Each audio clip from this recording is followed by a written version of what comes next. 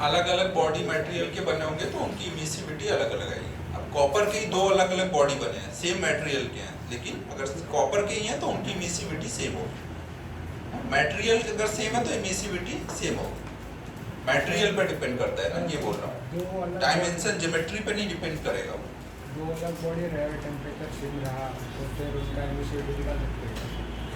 हाँ तो black body का अगर पता है तो डिवाइड करके निकालना। अभी ज़्यादा दिमाग नहीं लगाने का, अभी तो अपन डेफिनेशन पढ़ रहे हैं ना, फिर आगे अब लॉ पढ़ते हैं, फिर उसके बाद दिमाग लगाओ। तो अब देखो हमारे बेसिक डेफिनेशन हो गए सारे ना। अब हम लोग लॉ पढ़ना स्टार्ट करते हैं। तो हमें देखो लॉ क्या क्या पढ़ने हैं वो पहले हम लोग एक जगह लिख लेते हैं, फिर उनको छोटे छोटे कई लॉ है ना, तो कंफ्यूजन ना हो तो एक जगह मैं पहले लिख देता हूँ ना, फिर उनको एक एक करके डिस्कस करते हैं। तो हम लोग सबसे पहले लॉ पढ़ेंगे प्रेवोस्ट theory of heat exchange। फिर दूसरा लॉ पढ़ना है स्टीफन बोल्ट्जमैन लॉ। तीसरा पढ़ेंगे वीन्स डिस्प्लेसमेंट लॉ।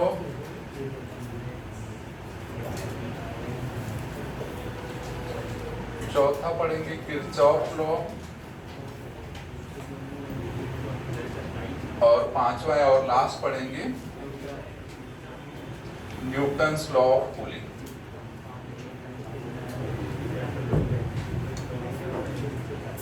ना टोटल हमें अभी इस चैप्टर में इतने लॉ पढ़ने हैं। तब छोटे छोटे से लॉ हैं, सबको एक एक करके हम लोग पहले देख लेते हैं, फिर इनको यूज करते हुए प्रॉब्लम सॉल्व में हो सकता है एक साथ एक से ज्यादा लॉ को यूज करके प्रॉब्लम सॉल्व करना पड़ेगा। तो फिर हम लोग लास्ट में प्रॉब्लम सॉल्व करेंगे।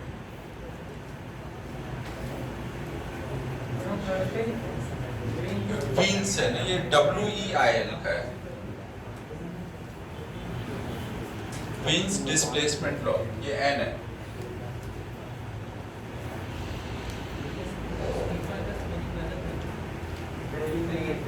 क्या? हाँ ये लिखना है भाई, कितनी बार बोला है कि बोर्ड पे जो भी लिखा रहे सब लिखना रहता है।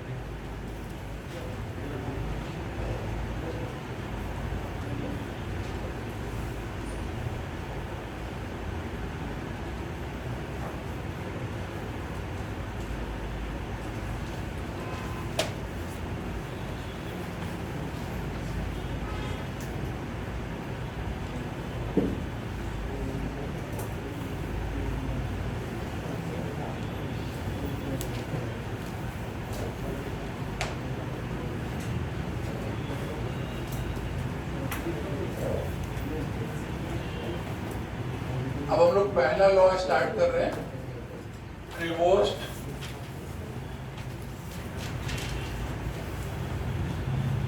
Theory of heat exchange.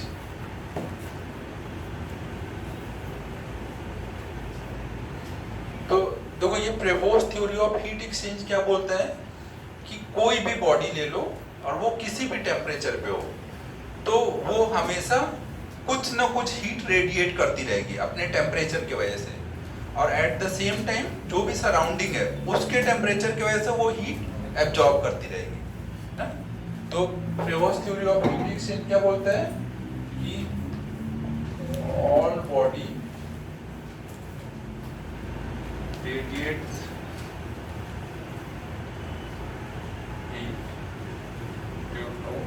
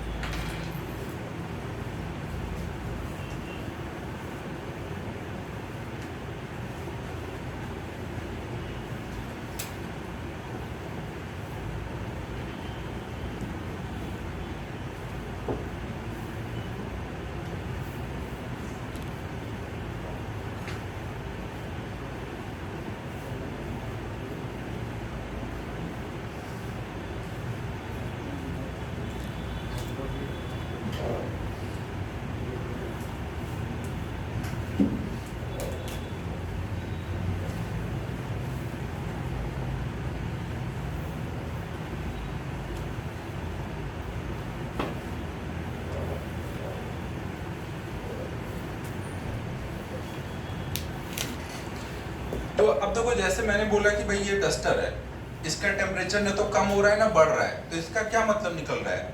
एक तो ये कि ना तो ये कुछ हीट रेडिएट कर रहा है ना कुछ एब्जॉर्ब कर रहा है। एक तो आप ऐसे सोच सकते हो, या फिर या तो ये हो रहा है कि ये हीट रेडिएट कर रहा है और at the same time surrounding से हीट इस पे आके गिर रहा है। जितना रेडिएट कर रहा है उतना ही इस पे आके गिर जा रहा है, तो इसलिए ना तो इसका टेम्परेचर बढ़ रहा है ना कम हो रहा है। बात समझो मैं क्या बोल रहा हूँ? अगर कोई भी बॉडी ऐसे एटमॉस्फेयर पे रखी हुई है, उसका टेम्परेचर ना तो बढ़ रहा है ना कम हो रहा है, तो आप इसका क्या मतलब निकाल सकते हो? दो तरीके से सोच सकते हो कि ना तो ये हीट रेडिएट कर रहा है और ना इस पे कुछ आके गिर रहा है ना कुछ एब्जॉर्ब कर रहा है, ना तो हीट का लॉस हो ही नहीं रहा है ना तो हीट का गेन हो रहा है, इसलिए इसका टेम्परेचर कांस्टेंट है। एक तो ये हो सकता है, या फिर दूसरा ये हो सकता है कि जितना रेडिएट कर रहा है उतना ही आकर के गिर रहा है, हीट इस पे उतना ही एब्जॉर्ब कर ले रहा है ना, तो इसकी वजह से नेट हीट का लॉस कुछ हो नहीं पा रहा है, तो टेम्परेचर इसका कांस्टेंट है। तो प्रिवोस्ट ने यही बताया कि इन दोनों पॉसिबिलिटी में से कौन सा है, तो उन्होंने ये बताया कि ये है, ये मतलब कोई भी टेम्परेचर पे ये बॉडी हीट रेडिएट कर रही है और at the same time surrounding की वजह से आके इस पे हीट गिर भी रही है ना, तो जितना रेडिएट हो रहा है अगर उतना ही एब्जॉर्ब हो रहा है तो वहां पे टेम्परेचर कांस्टेंट बना रहेगा। बात समझ आ रही है? अगर ये कोई गर्म चीज रख दो एटमॉस्फेयर में तो वहां क्या होता है? ठंडा होने लग रहा है, मतलब वो रेडिएट ज्यादा कर रहा है और एब्जॉर्ब कम कर रहा है, तो इस वजह से क्या होगा? ठंडा होने लगेगा। लेकिन कोई ठंडी चीज रख दो एटमॉस्फेयर में तो वहां क्या होगा? वो गर्म होने लगेगा। गर्म क्यों हो रहा है? क्योंकि वो उस पे जो आके गिर रही है, गिरने की वजह से जो एब्जॉर्ब हो रहा है वो ज्यादा हो रहा है और रेडिएट कम हो रहा है, तो इसलिए वो गर्म होने लग रही है। तो उन्होंने यही बताया कि अगर हम कोई भी बॉडी ले लेते हैं, अगर ये मान लो सराउंडिंग को कुछ रेडिएट कर रही है, पी रेडिएट लिख देते हैं, और साथ में सराउंडिंग के टेम्परेचर की वजह से इस पे हीट आके गिर भी रही होगी, उसको बोलेंगे पी एब्जॉर्ब। तो अगर हमारा पी रेडिएट बराबर होगा पी एब्जॉर्ब के, तो वहां क्या रहेगा? जो भी टेम्परेचर रहेगा वो कांस्टेंट बना रहेगा, ना तो बढ़ेगा ना कम होगा ना। दूसरा, अगर रेडिएट वाला टेम्परेचर ज्यादा हो एब्जॉर्ब से, ये कब होता है? जब हम कोई हॉट बॉडी लाके रख देते हैं, तो वो टेम्परेचर की वजह से ज्यादा हीट रेडिएट करती है, तो वो फिर ठंडी होने लग जाएगी ना। और अगर कोल्ड बॉडी रख देंगे तो वहाँ रेडिएट कम होगा क्योंकि कम टेम्परेचर है ना, और एब्जॉर्ब ज्यादा हो रहा होगा सराउंडिंग के टेम्परेचर की वजह से, तो वहां पे वो गर्म होने लगेगी। टेम्परेचर ऐसे बनाने का मतलब कांस्टेंट है, इसका मतलब कम हो रहा है और इसका मतलब बढ़ रहा है ना। तो प्रिवोस्ट ने हमें यही बताया कि कोई भी बॉडी रखी है तो वहां पर हीट का एक्सचेंज चल रहा है ना, इसीलिए यहाँ पे प्रिवोस्ट थ्योरी ऑफ हीट एक्सचेंज लिखा है ना। ऐसा नहीं है कि ना तो हीट रेडिएट हो रहा है ना हीट एब्जॉर्ब हो रहा है। हाँ हाँ, हीट मतलब और क्या होता है? एनर्जी जब टेम्परेचर डिफरेंस की वजह से मूव कर रही है तभी तो उसे हीट बोल रहे हैं ना।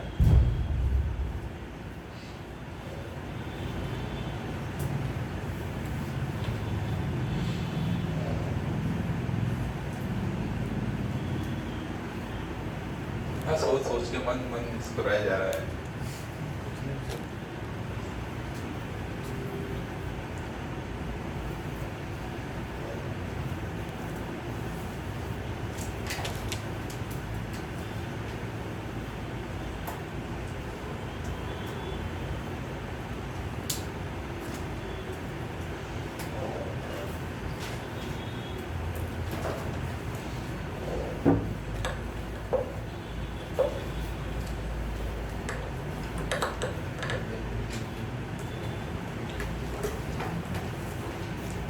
पी जो लिखा है पी पावर के लिए होता है ना, मतलब पर सेकेंड के टर्म में हमने लिखा है कि पर सेकेंड कुछ रेडिएट हो रहा है और पर सेकेंड कुछ एब्जॉर्ब हो रहा है ना, तो वो सेम है या ज्यादा है उस हिसाब से क्या हो रहा होगा।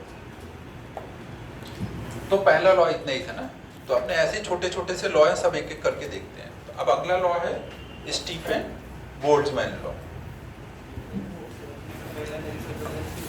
क्या क्या गलत क्यों था? क्योंकि एक्सपेरिमेंट करके देखा गया कि भाई हीट निकल रही है ना, और सराउंडिंग हटा दिया जाए तो केवल टेम्परेचर कम ही होता जा रहा है ना। सराउंडिंग का टेम्परेचर बढ़ा रहा है तो इसका भी टेम्परेचर बढ़ने लग रहा है, तो उससे समझ आ रहा है कि ऐसा हो रहा है। हाँ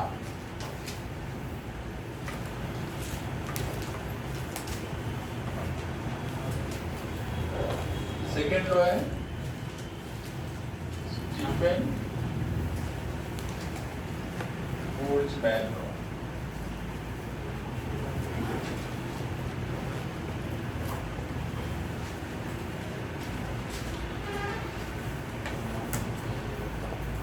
तो ये देखो जो स्टीफन थे, प्रेवोस्ट ने तो ये बोल दिया कि भाई कोई भी बॉडी टेम्परेचर की वजह से हीट रेडिएट करेगी। टेम्परेचर की वजह से रेडिएशन कब बंद होगा? जब इसका टेम्परेचर भी 0 केल्विन पहुंच जाए। 0 केल्विन पे जाकर के टेम्परेचर खत्म हो जाएगा। 0 डिग्री सेंटीग्रेड नहीं ना, एब्सोल्यूट स्केल पे बात चल रही है। 0 केल्विन पे जाकर के रेडिएशन खत्म होता है। तो अब स्टीफन ने बताया कि भाई जब बॉडी टेम्परेचर की वजह से रेडिएट कर रही है तो कितना कर रही है। तो उसका अगला स्टेप स्टीफन ने बताया कि रेडिएट हो रही है तो ठीक है, बट वो उसका अमाउंट कितना है। तो वो उन्होंने कैसे बताया?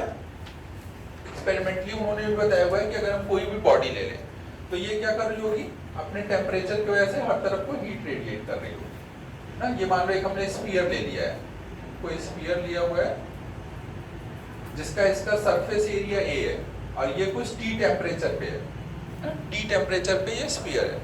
तो उन्होंने बताया कि जो इससे पर सेकेंड हीट रेडिएट हो रहा होगा, dQ/dt मतलब पर सेकेंड जो ये रेडिएट कर रहा होगा, उसको हम लोग P से लिखेंगे ना, पर सेकेंड जो ये हीट रेडिएट कर रहा होगा। तो ये जो P होगा वो बताया उन्होंने कि वो किस पे डिपेंड कर रहा होगा, कितना ज्यादा उसका सरफेस एरिया है ना। ज्यादा सरफेस एरिया होगा तो ज्यादा हीट रेडिएट करेगा। आप देखते होगे चीजों को ठंडा करना होगा तो जैसे चाय को ठंडा करना है तो उसको प्याली वगैरह में डाल देते हैं तो फैल जाता है सरफेस एरिया, तो जल्दी जल्दी रेडिएट करता है। तो कितना ज्यादा वहां पे सरफेस एरिया है। दूसरा डिपेंड करेगा कितना ज्यादा टेम्परेचर है उसके 4th पावर के। अगर ज्यादा टेम्परेचर रहता है तो ज्यादा हीट रेडिएट होगा, कम टेम्परेचर होगा तो कम रेडिएट होगा। अब लेकिन वो कितने पावर पे डिपेंड करेगा वो एक्सपेरिमेंटली निकाला गया है। आपको बस ये ध्यान रखना है कि वो T के 4th पावर पे डिपेंड करेगा। फिर नेक्स्ट पॉइंट आता है कि वो किस मटेरियल का बना है। कॉपर का बना होगा तो सेम टेम्परेचर पे अलग रेडिएशन हो रहा होगा, वुडन होगा तो सेम टेम्परेचर पे अलग रेडिएशन होगा। अलग अलग मटेरियल का सेम टेम्परेचर पे अलग अलग रेडिएशन होता है। तो वो वाला टर्म कैसे हम डिसाइड करेंगे? इमिसिविटी से। मटेरियल वाली प्रॉपर्टी कैसे हैंडल होगी? इमिसिविटी से। तो इमिसिविटी के प्रोपोर्शनल आएगा। तो इन सबको कंबाइन करके P हम लिख सकते हैं। P यहाँ पे क्या बता रहा है? Energy radiated by body in unit time. तो इन सबको मिलाकर के आ गया P जो होगा वो प्रोपोर्शनल टू होगा एप्सिलॉन A T के पावर 4। फिर यहाँ पर एक प्रोपोर्शनलिटी कांस्टेंट दे देंगे। तो प्रोपोर्शनलिटी कांस्टेंट को क्या बोलेंगे?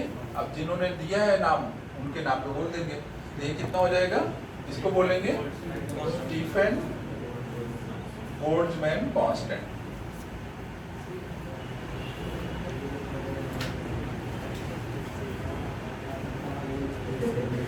ये क्वेश्चन में दिया रहेगा ना, सिग्मा बोल रहे हैं कांस्टेंट है एक ना, उसकी वैल्यू क्वेश्चन में दी रहेगी। सर यार ये एमिसिविटी है क्या? हाँ, ये जो एप्सिलॉन है ये एमिसिविटी है, वो एक्सपेरिमेंटली निकाला गया है, वो आपको याद रखना। टेम्परेचर डबल करोगे तो रेडिएशन 16 टाइम बढ़ जा रहा है ना, वो एक्सपेरिमेंटली निकाला गया।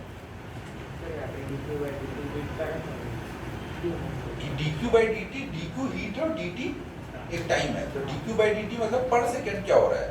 जब वो कंडक्शन में उसको हम करंट बोल रहे थे, यहाँ रेडिएशन में उसको पावर बोल रहे हैं। पर सेकेंड कितना पावर है, मतलब पावर कितना रेडिएट हो रहा है।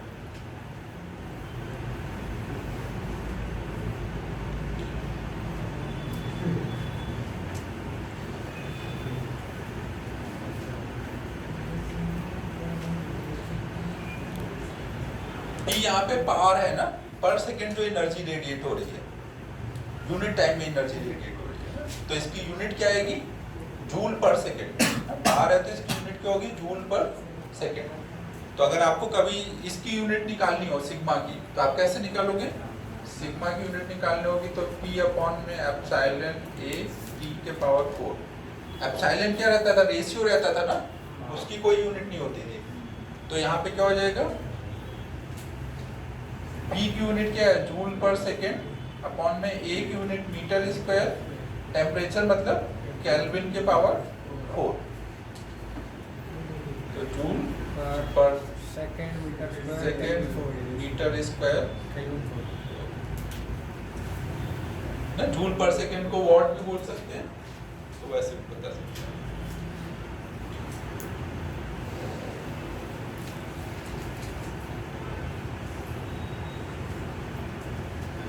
सब जो लॉ है सब में एक एक स्टेप आगे गए हैं। प्रेवोस्ट ने बताया कि भाई हीट एक्सचेंज होता है, तो स्टीफन और बोल्टमैन है उन्होंने बताया कि कितना होता है। अब उससे अगला वाला होगा वो, उसमें भी अब आगे कुछ बताएंगे। अब आगे और क्या बताने को रह जाता है? हैं?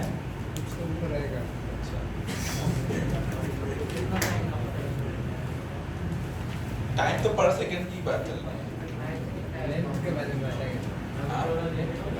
लेंथ मतलब वेवलेंथ। फिर कौन सा? दिया है सर, नाम पे दिया है। अच्छा, मींस डिस्प्लेसमेंट लो। क्या बात है, डिस्प्लेसमेंट। अब देखो यहाँ से हम लोग इमिसिव पावर भी सोच सकते हैं। इमिसिव पावर क्या रहता है, कोई भी बॉडी का, उसकी यूनिट एरिया से यूनिट टाइम में कितनी एनर्जी रेडिएट हो रही है। ये P क्या है, उसके पूरे एरिया से यूनिट टाइम में कितनी एनर्जी रेडिएट हो रही है ना, पूरे ए एरिया से यूनिट टाइम में कितनी रेडिएट हो रही है। तो अगर हम एरिया से डिवाइड करते तो ये क्या बन जाएगा, यूनिट एरिया भी हो जाएगा और यूनिट टाइम तो है ही है, पावर है।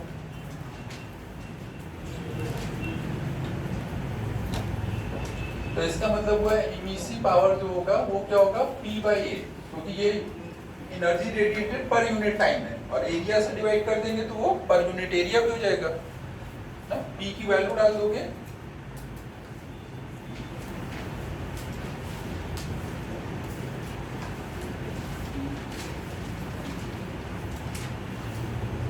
मतलब इमिसिव पावर क्या रहता है, टेम्परेचर के 4th पावर पे डिपेंड करता है और मटेरियल पे भी डिपेंड करता है।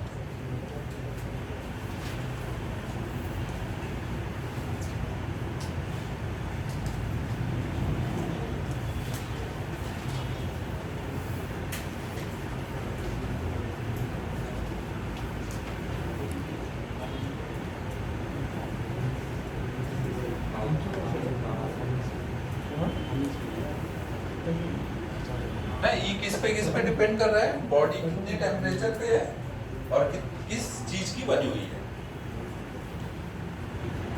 ये कुछ समझ आया मैं क्या बोल रहा हूँ? E = P/A क्या है, समझ आ रहा है? अरे क्या क्या अच्छा,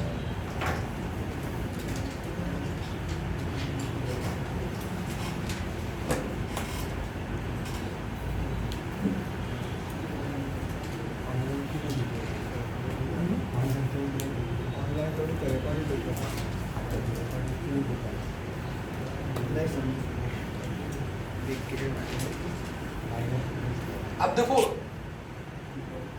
स्टीफन ने हमें ये बता दिया कि कितना एनर्जी रेडिएट हो रहा होगा पर सेकेंड, लेकिन अभी ऐसा कुछ नहीं बताया गया कि कितना एब्जॉर्ब हो रहा होगा पर सेकेंड।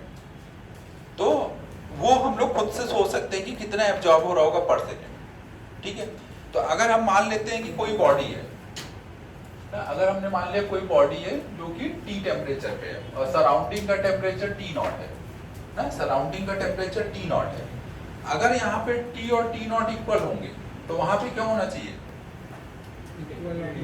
जितना ये रेडिएट करेगा उतना ही एब्जॉर्ब करेगा, है कि नहीं? तो आप बोल सकते हो कि यहाँ पर P जो एब्जॉर्ब हो रहा होगा वो बराबर होगा P जो रेडिएट हो रहा होगा, और रेडिएट कितना हो रहा है उसका हमारे पास फॉर्मूला है, तो वो लिख देंगे सिग्मा एप्सिलॉन A T के पावर 4।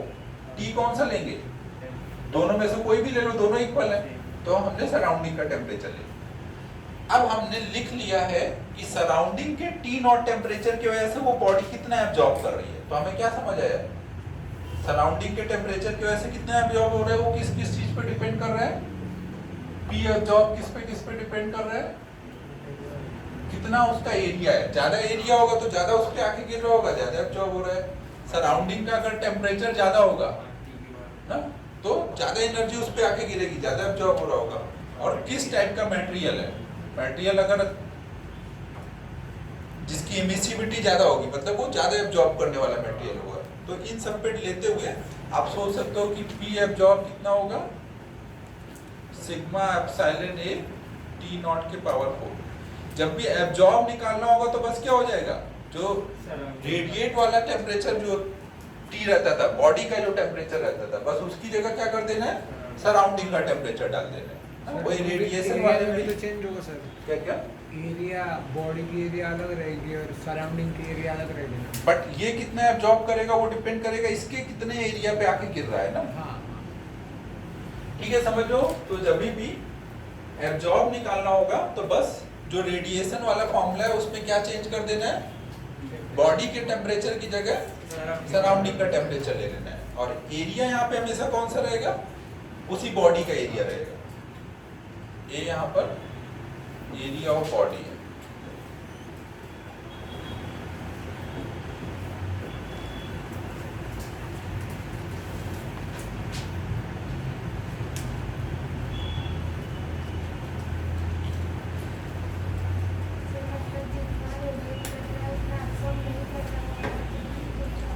आपने देखो अभी तो ये फॉर्मूला कैसे निकाला, जब दोनों इक्वल थे तब निकाला। अब मान लो मैंने इसको बढ़ा दिया, इसको बढ़ाया, लेकिन सराउंडिंग में कोई चेंज हुआ है, ये अब भी टी नॉट है, इसका एरिया अब भी उतना नहीं है, तो जो एब्जॉर्ब हो रहा होगा उसमें क्यों चेंज आएगा।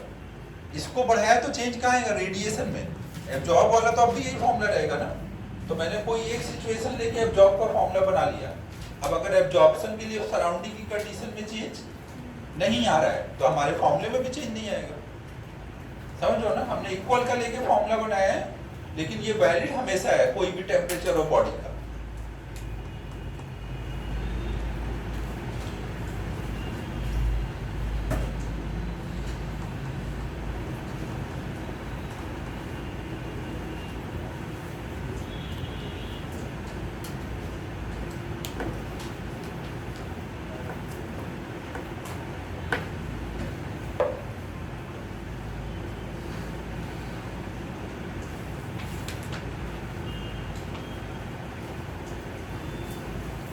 ठीक है, नोट हो गया यहाँ तक।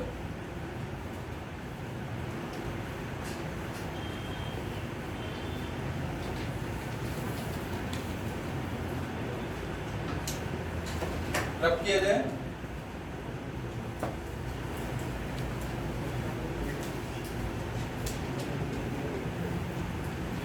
ये ध्यान रखना ना, ये कोई भी बॉडी का टेम्परेचर कुछ भी हो उससे मतलब नहीं है ना। एब्जॉर्ब का ये फॉर्मूला हमेशा वैलिड है। सराउंडिंग का टेम्परेचर अगर हमें पता है तो हम ये लगा सकते हैं।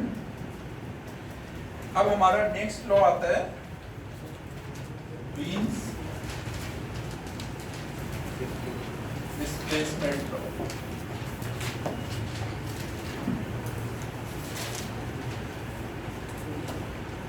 तो फैन बंद कर दो भाई, फैन ना। तो देखो ये वीन्स डिस्प्लेसमेंट लॉ क्या है, ये बंद तो कर दिया था फिर क्यों करने लगा। हाँ हो गया। तो देखो भाई, प्रेवोस्ट साहब ने हमें क्या बताया कि कोई भी बॉडी टेम्परेचर की वजह से रेडिएट करती है। फिर स्टीफन और बोल्ट्जमैन आए, उन्होंने बताया कितना करेगी। फिर वीन साहब आए, उन्होंने बोला कि जो रेडिएट हो रहा है उसमें किस वेवलेंथ की कितनी कितनी होगी। उन्होंने जो रेडिएट हो रहा था उसमें भी दिमाग लगाया कि भाई मान लो 100 जूल हो रहा है तो 5000 एंगस्ट्रॉन वाला उसमें कितना है, 2000 एंगस्ट्रॉन वाला कितना है, उन्होंने वो कैलकुलेट किया। समझ रहे हो। तो अब अगला स्टेप क्या है, वीन्स लॉ क्या है, उन्होंने अगर हम स्पेक्ट्रल इमिसिव पावर हमें क्या बताता है कि कोई पर्टिकुलर वेवलेंथ की कितनी एनर्जी रेडिएट हो रही है। ना, उसको लैम्डा के साथ अगर ग्राफ में दिखाएं ना, तो वो कैसा दिख रहा है, कुछ ऐसा ग्राफ आता है, कुछ ऐसे ग्राफ आया। मतलब जीरो वेवलेंथ से स्टार्ट करके सारी वेवलेंथ तक की एनर्जी रेडिएट हो रही है। जीरो वेवलेंथ पे तो कुछ भी नहीं होगा, जीरो से आगे से इसलिए ग्राफ दिखाया हुआ है।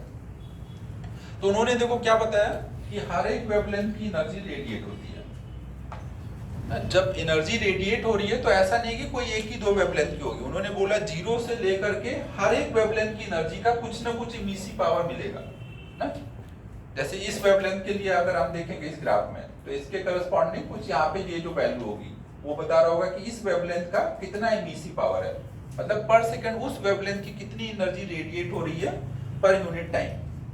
ये ग्राफ समझ आ रहा है किस चीज को रिप्रेजेंट कर रहा है? ई लैम्डा क्या है, स्पेक्ट्रल इमिसिव पावर, और इधर क्या दिखाया है, लैम्डा। लैम्डा किसके लिए होता है, वेवलेंथ के लिए। तो उन्होंने एमिटेड एनर्जी को वेवलेंथ के साथ रिलेट किया। तो इस ग्राफ को, और ये एक्सपेरिमेंटली करके उन्होंने ग्राफ ड्रॉ किया। तो इस ग्राफ को देख के क्या क्या समझ आ रहा है कि जो एनर्जी रेडिएट होती है वो जीरो से लेकर के इनफाइनाइट तक हर एक वेवलेंथ की एनर्जी रेडिएट होती है ना। कोई ऐसा नहीं है कि कोई पर्टिकुलर वेवलेंथ की एनर्जी रेडिएट हो रही है।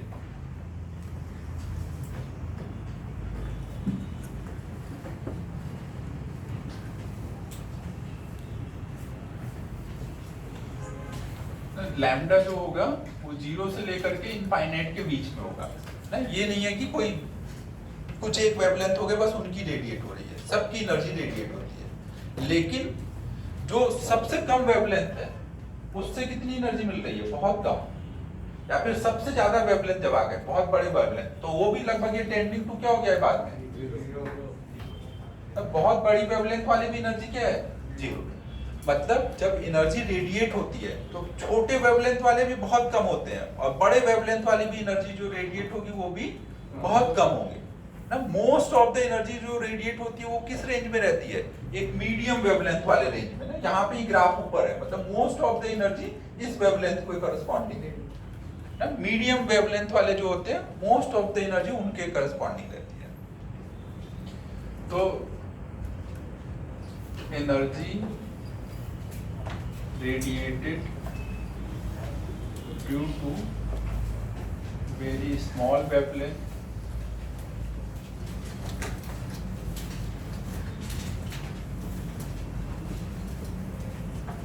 सर पहली डेफिनेशन क्या थी, ये आपको डिफाइन करने के लिए वो डेफिनेशन आपने बताया।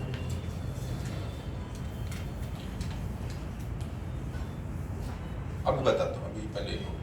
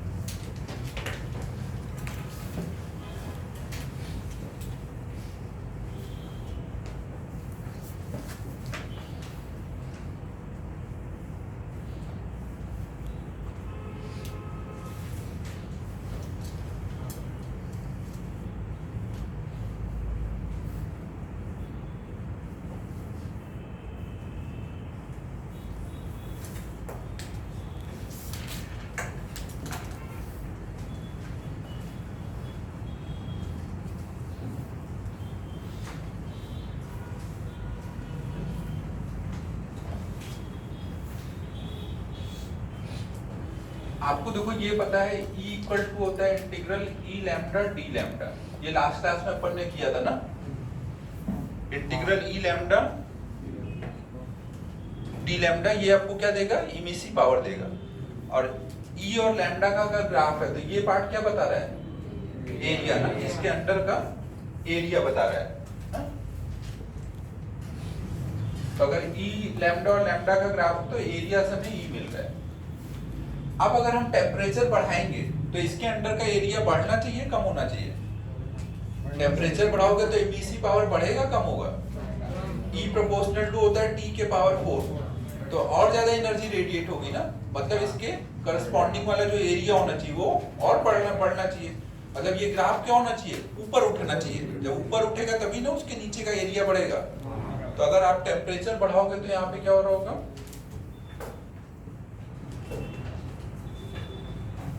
ये मान लो T1 टेम्परेचर पे है, एक T2 टेम्परेचर पे ग्राफ बनाओगे तो कुछ ऐसे आएगा। टेम्परेचर बढ़ाओगे तो ये ग्राफ ऊपर उठेगा ना? और ग्राफ ऊपर उठने के साथ साथ जब टेम्परेचर बढ़ता है तो ये जो इसका पीक होता है, अभी पीक यहाँ पे था, बाद में पीक यहाँ आ गया ना? तो अगर हम जो सबसे ज्यादा एनर्जी रेडिएट हो रही है उस वाली वेवलेंथ को लैम्डा m बोले तो टेम्परेचर T1 के लिए वो लैम्डा m1 है ना, मैक्सिमम वाली जो एनर्जी कॉरेस्पॉन्ड कर रही है, और ये वाली को लैम्डा m2 बोले।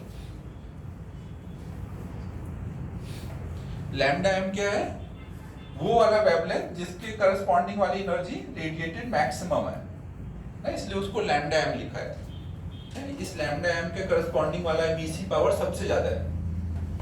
तो यहाँ पे दो चीजें हो रही है, जब हम टेम्परेचर बढ़ा रहे हैं T2 यहाँ पे ग्रेटर देन T1 है, तो क्या क्या हो रहा है?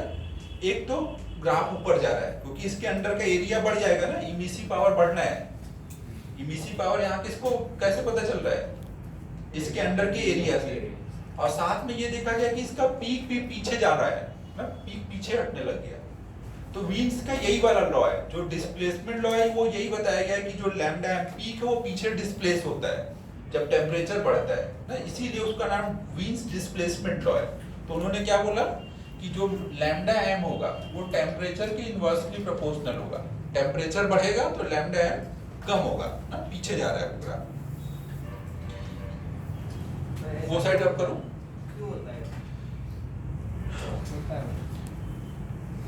देखो जो एनर्जी रेडिएट हो रही है, अगर आप हॉट बॉडी लोगे तो उससे जो फोटॉन्स निकलेंगे वो ज्यादा एनर्जी वाले होंगे या कम एनर्जी वाले होंगे? ज्यादा एनर्जी वाले। और एक फोटॉन की एनर्जी क्या रहती है? hc by lambda. अगर फोटॉन्स की एनर्जी बढ़ रही है तो उनका वेवलेंथ क्या हो रहा होगा? कम हो रहा होगा ना। तो मोस्ट ऑफ जो एनर्जी निकल रही होगी वो कम वेवलेंथ वाले होते जाएंगे।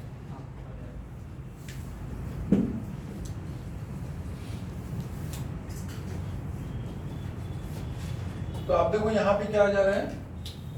Lambda m inversely proportional to t है, तो यहाँ पे हम एक प्रोपोर्शनलिटी कांस्टेंट दे देते हैं p, और इसको ऐसे लिख देते हैं lambda m into T equal to b। p यहाँ पे कांस्टेंट है जिसको बोलते हैं वीन्स डिस्प्लेसमेंट कांस्टेंट।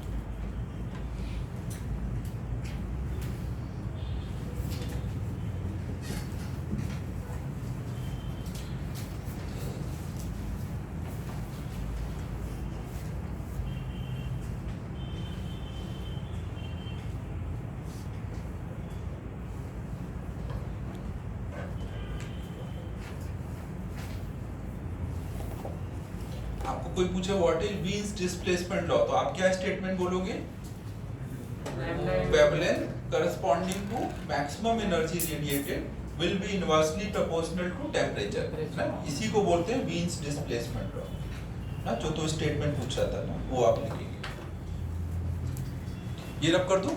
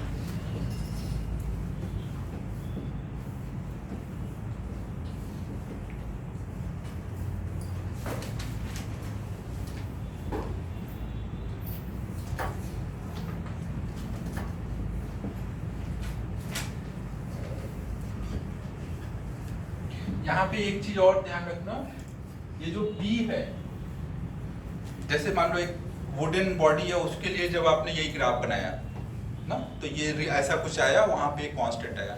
एक आयरन का बॉडी लिया, उसके लिए भी टेम्परेचर और उसके लैम्डा एम का ग्राफ बनाया, तो उसके लिए भी एक कांस्टेंट है। तो ये कांस्टेंट क्या अलग अलग बॉडी के लिए अलग अलग आएगा या सबके लिए सेम आएगा? ये सबके लिए सेम है ना, ये इंपॉर्टेंट पॉइंट है ना। ये जो बी है, B is a universal constant, कोई भी बॉडी ले आओ सबके लिए लैम्डा एम इंटू टी की वैल्यू सेम आएगी बी ना। ये इंपॉर्टेंट पॉइंट है ना, एक्सपेरिमेंटली देखा गया कि कोई भी बॉडी ला रहे हैं सबके लिए टी टेम्परेचर पे जो मैक्सिमम रेडिएशन है वो वेवलेंथ और टी का प्रोडक्ट सेम आ रहा है ना। तो B is a universal constant ना, बॉडी पे डिपेंड नहीं करता ये। B will not depend on body, हर एक बॉडी के लिए सेम है, बॉडी या फिर मटेरियल ना, तो बॉडी पे डिपेंड कर रहे हैं ना, मटेरियल पे, हर एक के लिए सेम है। तो वैल्यू क्या है इसकी? वो दी रहेगी, वो 0.28 देख लो, वो दी रहती है ना, कांस्टेंट याद करने की जरूरत नहीं होती।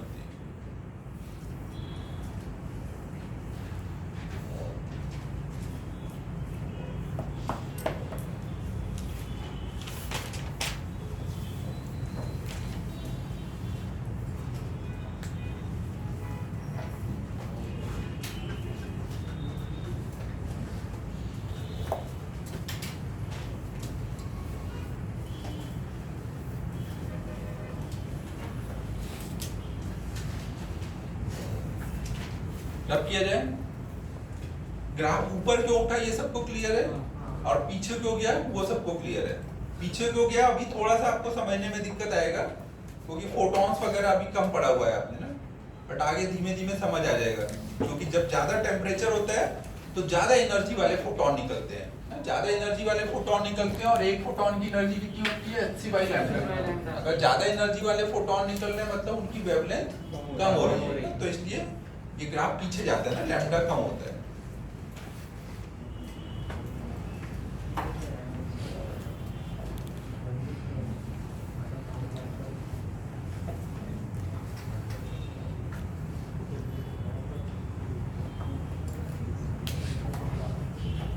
अब इसके बाद आता है fourth law, Kirchhoff's law. Kirchhoff ने बहुत ही सिंपल सा एक लॉ बताया हुआ है। उन्होंने यही बोला है कि जो भी अच्छा एब्जॉर्बर होगा वही अच्छा रेडिएटर होगा ना, जो जितना अच्छा एब्जॉर्ब करेगा ना वही उतना अच्छा रेडिएट कर सकता है। जैसे उसके एग्जांपल में आप ये रेगिस्तान वगैरह में देखते हो, दिन के टाइम में बहुत गर्मी हो जाती है, क्योंकि जब एनर्जी आगे गिरती है सनलाइट वाली तो सब एब्जॉर्ब हो जा रही है, most of the energy absorb हो जा रही है।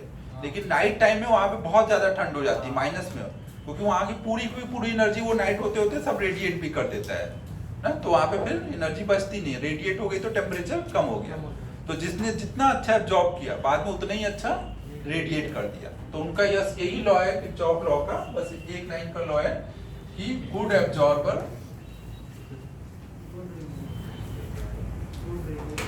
will also be a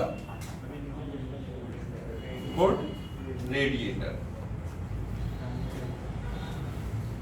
सबसे अच्छा एब्जॉर्बर कौन है? Black body. तो इसलिए सबसे अच्छा रेडिएटर भी कौन होगा? Black body. हमेशा ब्लैक बॉडी का इमिसिव पावर सबसे ज्यादा आएगा, क्योंकि वही सबसे ज्यादा एब्जॉर्बर है।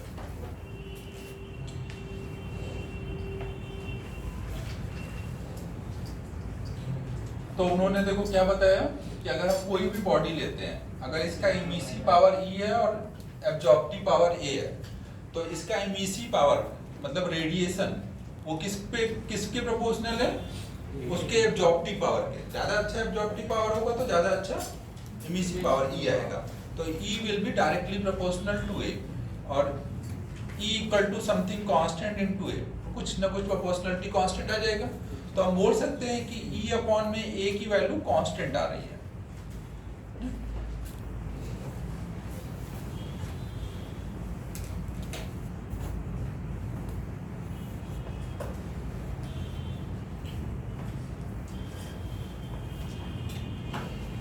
वो साइड अप कर दूं? हाँ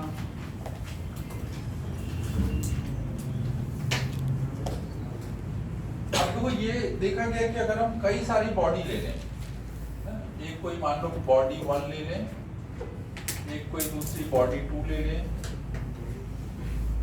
एक कोई ब्लैक बॉडी ले लें, सेम टेम्परेचर पे अगर हम ले, तो हर एक के लिए ये जो E/A का रेशियो आ रहा है वो सेम आ रहा है ना, कांस्टेंट भी हर बॉडी के लिए सेम आ रही है।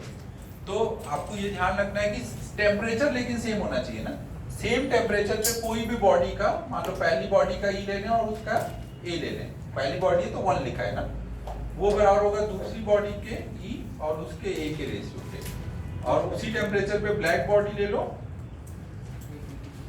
ना, और ब्लैक बॉडी के लिए A क्या होगा 1, तो इसका मतलब ये बराबर किसके आ जाएगा, E ऑफ ब्लैक बॉडी, मतलब हर एक बॉडी का जो E/A होगा वो किसके बराबर होगा,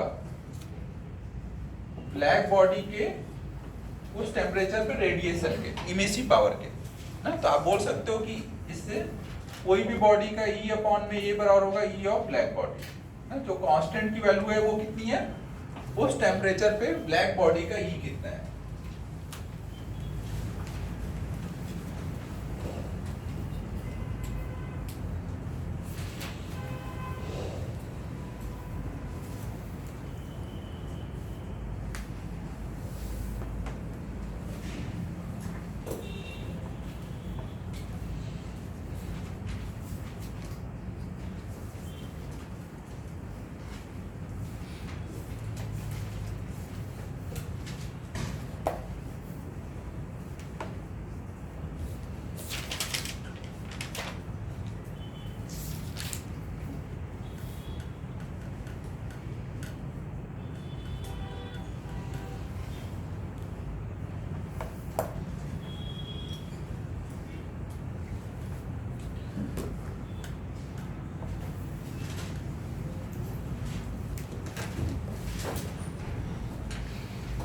अब बस एक लास्ट लॉ रह जाता है, न्यूटन्स लॉ ऑफ कूलिंग।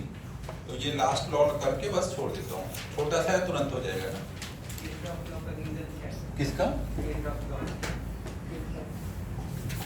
कौन सा बोलो, रीजन क्या है, रीजन यही है कि जिसमें जो ज्यादा एब्जॉर्ब कर रहा है। अब जैसे जो रेगिस्तान है उसमें जब लाइट वो एनर्जी आके गिर रही है तो उसने खूब एब्जॉर्ब कर लिया, हाई टेम्परेचर पे आ गया। अब जब टेम्परेचर बढ़ेगा, एब्जॉर्ब होगा तो टेम्परेचर बढ़ेगा, अब टेम्परेचर बढ़ेगा तो उसका रेडिएशन किस पे डिपेंड करता है, T के पावर 4, तो रेडिएशन भी बढ़ता जाएगा ना, क्योंकि जब टेम्परेचर कब बढ़ेगा, जब उसको एनर्जी मिलेगी तभी बढ़ेगा ना, और एनर्जी मिल रही है, टेम्परेचर बढ़ रहा है तो इमिसिव पावर भी बढ़ जाएगा। तो हो जा रहे हैं सब डायरेक्टली प्रोपोर्शनल।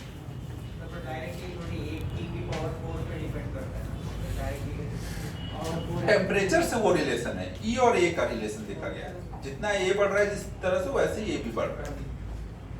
मतलब ये भी एक्सपेरिमेंटल है। हाँ हाँ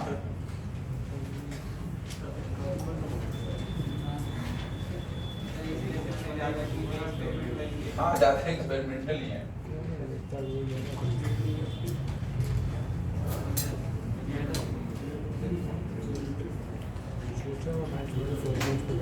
फिर एक और हम लोग एक्सपेरिमेंटल लॉ देखेंगे, न्यूटन्स लॉ ऑफ कूलिंग। ये भी एक्सपेरिमेंटल लॉ है, बट हम लोग स्टीफन लॉ का यूज करके प्रूव कर सकते हैं, बट न्यूटन ने एक्सपेरिमेंटली दिया हुआ है। तो न्यूटन्स लॉ ऑफ कूलिंग क्या है, न्यूटन ने ये बताया हुआ है कि कोई भी बॉडी अगर हमने ऐसे एटमॉस्फेयर में रख दी और अगर उसका टेम्परेचर एटमॉस्फेयर के टेम्परेचर से ज्यादा है तो वो क्या होगा, ठंडा होगा, ठंडा होता जाएगा। तो वो किस रेट से ठंडा होगा, इसी चीज का लॉ है न्यूटन्स लॉ ऑफ कूलिंग ना, ठंडा होने के लिए लॉ दिया गया है ना। ठंडा होने का ये लॉ क्या है कि पर सेकेंड कितना उसका टेम्परेचर कम होता जाएगा ना, रेट ऑफ कूलिंग यहाँ पे हम देखेंगे। रेट ऑफ कूलिंग मतलब टेम्परेचर उसका पर सेकेंड कितना कम होता जा रहा है। अगर T उसका टेम्परेचर है कैपिटल T और स्मॉल t टाइम दिखा रहे हैं, तो dt/dt क्या बता रहा है, पर सेकेंड टेम्परेचर कितना चेंज हो रहा है। और वो कूलिंग की बात चल रही है, टेम्परेचर कम हो रहा है, तो dt क्या होगा, माइनस होगा, तो उसके आगे एक माइनस लगा दिया है ना, ताकि ये टर्म प्लस में हो जाए ना। ये क्या रिप्रेजेंट कर रहा है, माइनस dt/dt क्या बता रहा है, रेट ऑफ कूलिंग ना, कोई भी बॉडी को अगर हमने एटमॉस्फेयर में रख दिया तो वो किस रेट से कूल होता जाएगा, मतलब उसका dt/dt कितना होगा ना। तो उन्होंने क्या बताया, जैसे हमने कोई बॉडी ली, उसका टेम्परेचर T है और एटमॉस्फेयर का टेम्परेचर T0 है ना, तो उन्होंने क्या बताया -dt/dt रेट ऑफ कूलिंग। ये किस पे डिपेंड करेगा, बॉडी सराउंडिंग से कितने टेम्परेचर डिफरेंस पर है। जितना ज्यादा उसका हाई टेम्परेचर होगा सराउंडिंग से, उतनी तेज वो कूल होगा। Area temperature difference with surrounding ना, अगर एक हॉट बॉडी होगा तो वो ज्यादा हीट रेडिएट करेगा ना, और एब्जॉर्ब सराउंडिंग का जो भी है उसके करस्पॉन्डिंग कर रहा होगा। तो उस इंस्टेंट पे एक टाइम पे एक का मान लो टेम्परेचर 50 और एक का 100 है, एटमॉस्फेयर का 20 है, तो जिस टाइम पे एक का 50 है एक का 100 है, उस टाइम पे 100 वाला तेजी से नीचे आएगा। 5 मिनट में अगर हम देखें तो 100 वाला कितना नीचे आएगा और 50 वाला कितना नीचे आएगा, तो 50 वाला कम नीचे आएगा, 100 वाला ज्यादा नीचे आ चुका होगा, क्योंकि जो ज्यादा गर्म रहता है वो तेजी से रेडिएट भी कर रहा होगा ना, तो पर सेकेंड वो गिरने का रेट उसका ज्यादा होगा। जब वो 50 पे आ जाएगा तो वो भी धीमे धीमे फिर होने लग जाएगा ना। जितनी गर्म बॉडी होगी शुरू में वो उतनी तेज वो कूल होती है।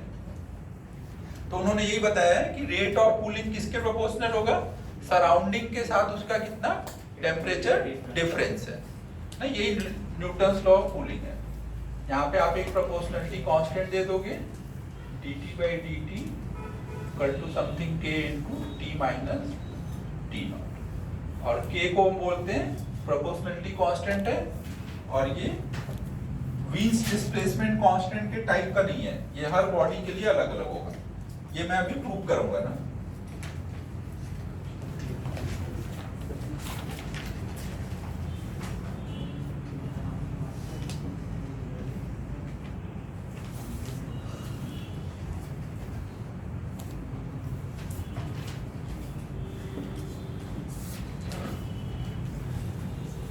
कि बॉडी कैसा है, किस मटेरियल का बना है, क्या ज्योमेट्री है, मतलब बॉडी मतलब सब चीजें आ गई, उसका ज्योमेट्री क्या है, मटेरियल क्या है, इन सब चीजों पे डिपेंड करेगा। तो मैं अभी आगे प्रूव कर दूंगा उसका।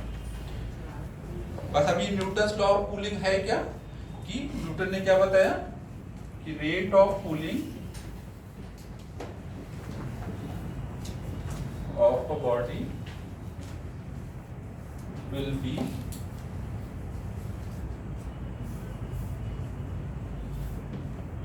directly proportional to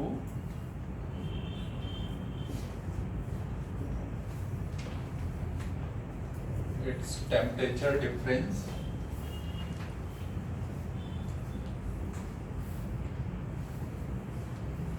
with surrounding।